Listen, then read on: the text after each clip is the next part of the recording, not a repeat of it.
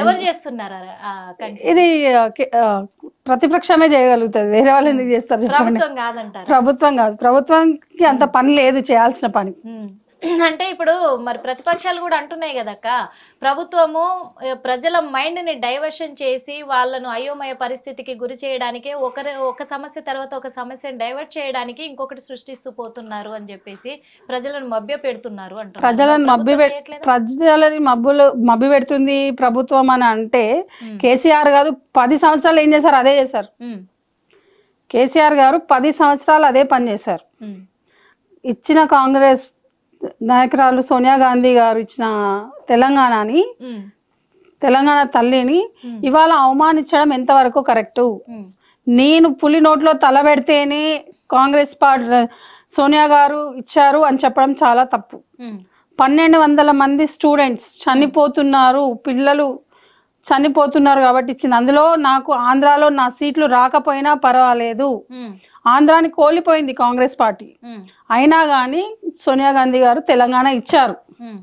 కానీ చాలా సార్లు చాలా వ్యాఖ్యలు వినిపించాక ఇక్కడ ఏమని అంటే కూడా లేదు, సోనియమ్మ గారు మరి బిఆర్ఎస్ పార్టీని కాంగ్రెస్ లో విలీనం చేస్తా అని ఒప్పందం చేసుకుంటేనే ఇచ్చారు, ప్రాణాలు కోల్పోతున్నారని కాదు అని చెప్పి లేదు.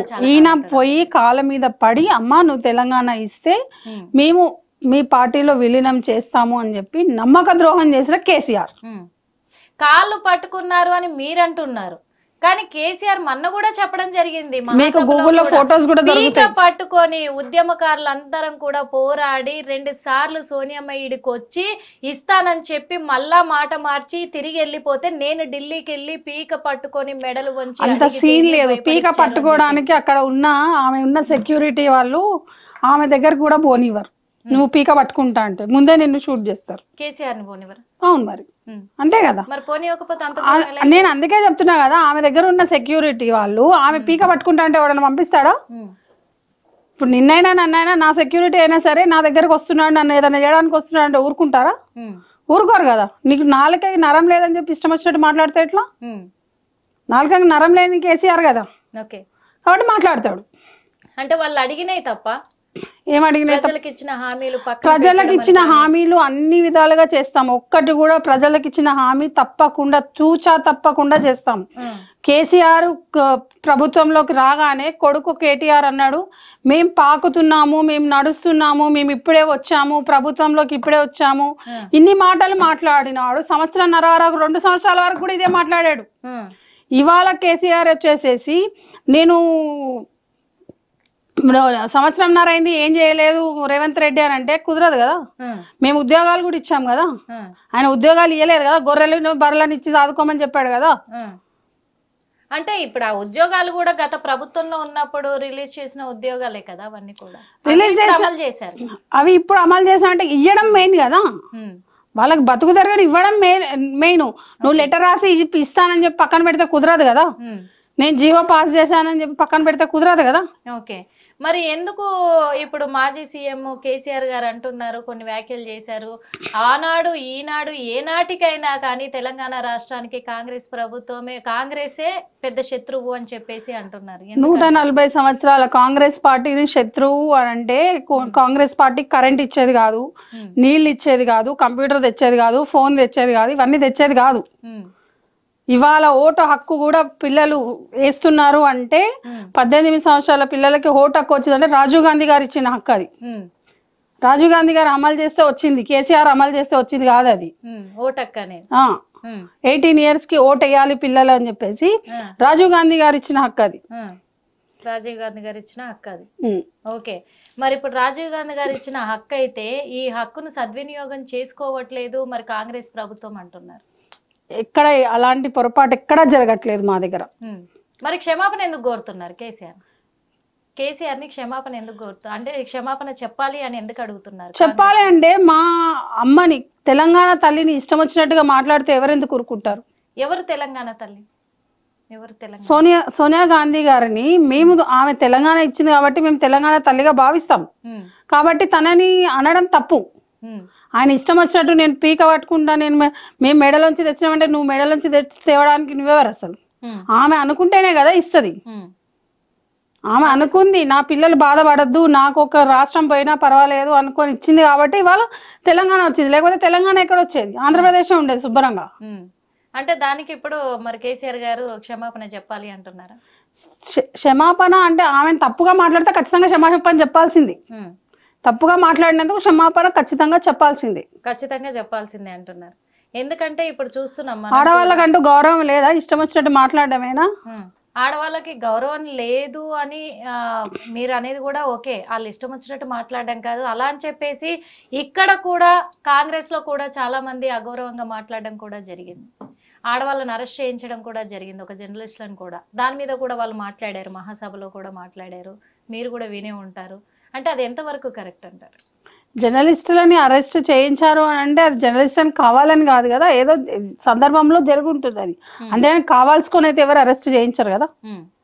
ఎవరైతే అరెస్ట్ చేయించారు కాబట్టి వాళ్ళు తప్పు చేయించారంటారు, అరెస్ట్ చేయించారు. అది చేయించాలని చేయించింది కాదు అది. ఇక్కడ ఇంకొకటి కూడా ప్రజల క్వశ్చన్ అడుగుతున్నా నేను ఇప్పుడు, ప్రతిపక్షాలది అడగట్లేదు, ప్రజలది మాత్రమే అడుగుతున్నా. చెప్పండి. కాంగ్రెస్ పార్టీ ప్రభుత్వ అధికారంలో ఉంది ఇప్పుడు. అవును. ప్రతిపక్షాల్లో బీజేపీ ఉంది, ఇక్కడ బీఆర్ఎస్ ఉంది.